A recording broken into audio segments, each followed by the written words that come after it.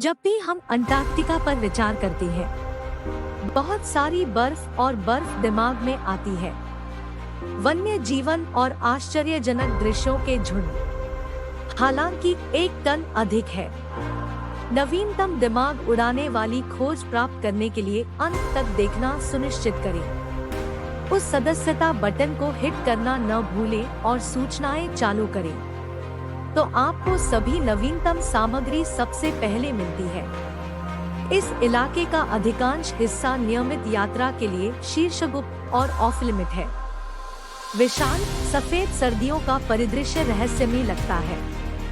द्वितीय विश्व युद्ध के दौरान अंटार्कटिका में कई नाजी चौकियों की स्थापना की गई थी। 1937 में नाजी बलों ने अंटार्कटिका में प्रवेश किया, नॉर्वे की रानी मॉडलैंड को जब्त कर लिया और यहाँ तक कि बस्तियां भी स्थापित करना शुरू कर दिया। उन्होंने प्रदर्शित किया कि बर्फ के मैदानों पर भी नौसैनिक ठिकाने बनाना संभव है। यदि हिटलर को छिपने की आवश्यकता होती है, तो एक और आरोप है कि उन्होंने अंटार्कटिका में एक बड़ी छिपी हुई बस्ती का निर्माण किया। क्या यह कल्पना की जा सकती है कि वह कब्जा करने से बच गया और आज भी जीवित है?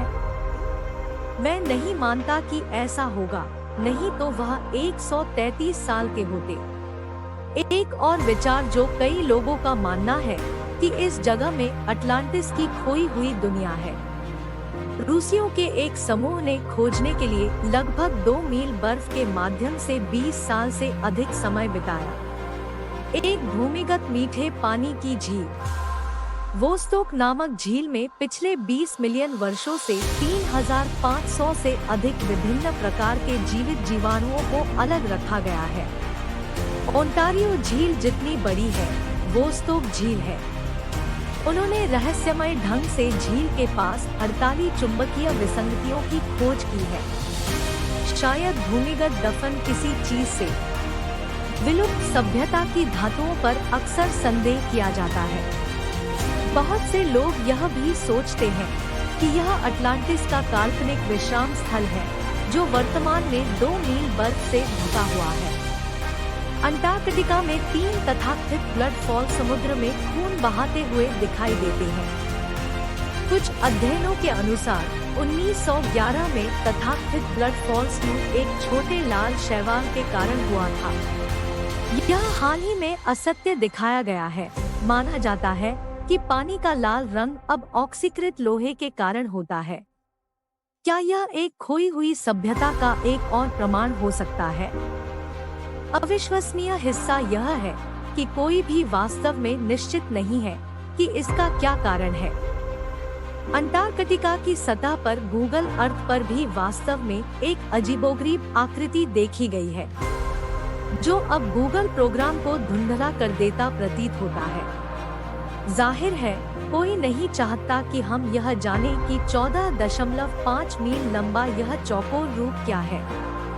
कई अब इसे एरिया 51 का दक्षिणी बर्फ संस्करण मानते हैं, जो अमेरिकी नेवादा रेगिस्तान में स्थित एक शीर्ष गुप्त यूएफओ अनुसंधान आधार है। 1950 के दशक में अमेरिकी सरकार ने बर्फ से ढके क्षेत्र में महत्वपूर्ण निवेश किया। वे अंटार्कटिका में जलवायु पर शोध करने का दावा करते हैं।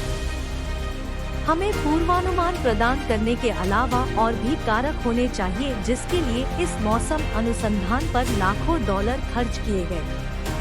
वे इस बात पर अड़े थे कि वे विकिरण को नियोजित करके अन्य बातों के अलावा वैश्विक स्तर पर मौसम में हेरफेर कर सकते हैं।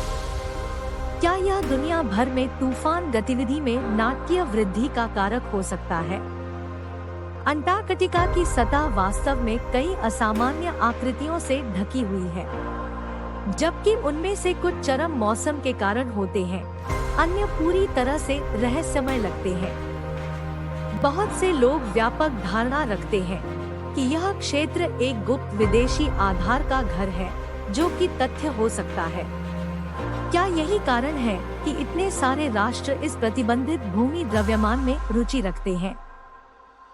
वास्तव में हम निश्चित रूप से यह नहीं जानते हैं कि यहाँ देखे गए इन असामान्य आकृतियों में से किसी के कारण क्या हो सकता है। एक डिस्क जैसी वस्तु जो किसी गुफा से निकलती हुई प्रतीत होती है, उसे यूफोलॉजिस्ट द्वारा देखा गया है। डिस्क का कथित गुप्त नाजी बेस से संभावित कनेक्शन भी उठाया गया है। यह संभव है कि उन्होंने हाल ही में ऐसे विमानों के साथ प्रयोग किया हो जो यूएफओ से मिलते जुलते हैं। गुफाओं के रूप में अनेक प्रवेश द्वारों को पर्वतों के किनारों से उकेरा गया है। इन्हीं में से एक वह स्थान है जहां तश्तरी के आकार की यह वस्तु एक पहाड़ी के किनारे से चिपकी हुई पाई गई थी। आल्प्स के आकार की एक सांस लेने वाली पर्वत श्रृंखला अंटार्कटिका में पाई जा सकती है। यह ध्यान रखना अजीब है कि जैसे ही आप क्षितिज को स्कैन करते हैं, आप केवल एक बर्फ और बर्फ की सतह बना सकते हैं जो अधिकतर सपाट होती है। जब तक बर्फ और बर्फ नहीं पिघलती, तब तक अरबों साल पुराने पहाड़ दिखाई नहीं देते। अंटार्कटिका में कई और परियोजनाओं का संचालन करने के लिए अमेरिकी सरकार ने 1957 में 5 अतिरिक्त अनुसंधान केंद्र स्थापित करने का निर्णय लिया। कुछ समय बाद यह दावा किया गया कि वे जनता के सामने प्रकट किए जा रहे 5 से अधिक अन्य भूमिगत आधार विकसित कर रहे थे। इस चोरी की जानकारी के अनुसार गूगल धरती उपयोगकर्ता भूमिगत सुरंगों या मार्ग को देख सकते हैं। वे एक हवाई अड्डे से लगभग 2 मील दूर हैं, जिसे उन्होंने भी बनाया था। उन्होंने एक बर्फ के मैदान के बीच में एक गुप्त भूमिगत आधार का निर्माण क्यों किया, यह महत्वपूर्ण प्रश्न है। अंटार्कटिका का जो नक्शा हमने हमेशा स्कूल में देखा और पढ़ा है, वह पूरी तरह से सही नहीं है। इसका कारण ग्लोबल वार्मिंग है। वास्तविकता यह है कि अंटार्कटिका लगातार विकसित हो रहा है। शोधकर्ता हैरान हैं कि सतह में छेद के रूप में सतह लगातार क्यों बदल रही है और गायब हो जाती है। सबसे अजीब अब हमारे द्वारा उत्पन्न सभी ग्लोबल वार्मिंग के परिणामस्वरूप उजागर हो गया है। वे इंडोनेशियाई जंगल में पाए गए हैं, जो मलबे और गंदगी के नीचे दबे हुए हैं, और एक संभवतः लॉस एंजल्स, कैलिफोर्निया में हो सकता है। अब अंटार्कटिका में भी एक पिरामिड। वैज्ञानिकों ने क्षेत्र में चल रहे जलवायु परिवर्तन और बर्फ के पिघलने के कारण अंटार्कटिका में एक वास्तविक पिरामिड की खोज की है। यह अनुमान लगाया गया है कि उन्नत तकनीकी प्राणी, अलौकिक और प्राचीन जहाज सभी इस नेटवर्क वायरलेस ऊर्जा प्रणाली का उपयोग करके हमारे ग्लोब को नेविगेट कर सकते हैं। इन पिरामिड निर्माणों की अवधारणा कहां से उत्पन्न हुई? वे पहले के अंतरिक्ष यात्रियों के लगते हैं। क्या यह लुप्त होती संस्कृति थी?